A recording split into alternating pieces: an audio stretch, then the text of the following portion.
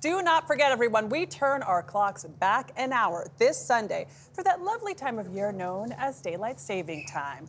Why is it this weekend, you ask, when it's usually not exactly at this time of year? It's all thanks to the 2005 Energy Policy Act, which extended daylight saving time by 4 weeks, changing the start to the second Sunday of March and the end to the first Sunday in November.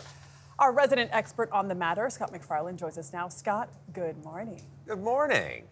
So this was a big deal in 2005. Congress actually passed this massive energy bill, something it rarely does, passes massive compromise bills. And it's all these things, green energy, nuclear waste disposal, but they also shifted daylight saving time a few weeks. And this bill is remembered 20 years later because it shifted daylight saving time, which imposes upon any number of parents of toddlers, imposes on people who don't like to have to rejigger their schedule.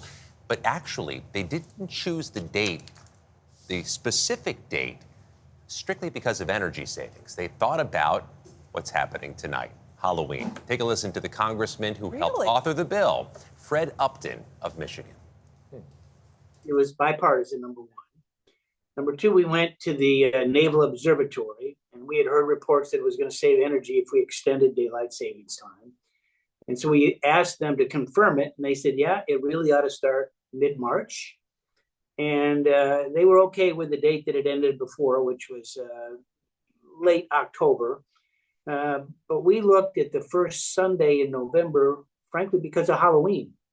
Now, that's the number one day where kids get injured. You know, they're going trick-or-treating on streets. When we report on this issue, we get such feedback. People have such strong opinions on this issue. Did you find that when you helped author this, that people gave you lots of unsolicited or just vibrant feedback? Yeah, they did. And it's, you know, again, no one likes changing their watches. But now, you know, the electronics industry has caught up with us. It's changed automatically. If you got a relatively new car, it changes the clock already.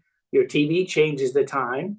Your phone changes the time. So it's not the chore that it was 10, 20 years ago, for sure. But if you ask the average Joe, I guess, to use that name, most would prefer that they would be on daylight savings time most of the year. It is easy for some of us to remember this is the week of daylight saving time shifting because this is the week so many members of Congress propose legislation to make it permanent. 12 months a year, no more shifting. It's politically popular for them to do that, but that does not work because if you live in certain parts of certain time zones, if daylight saving time were permanent, you'd be sending your kids to school in the pitch black at 9 a.m. So yeah, I get it.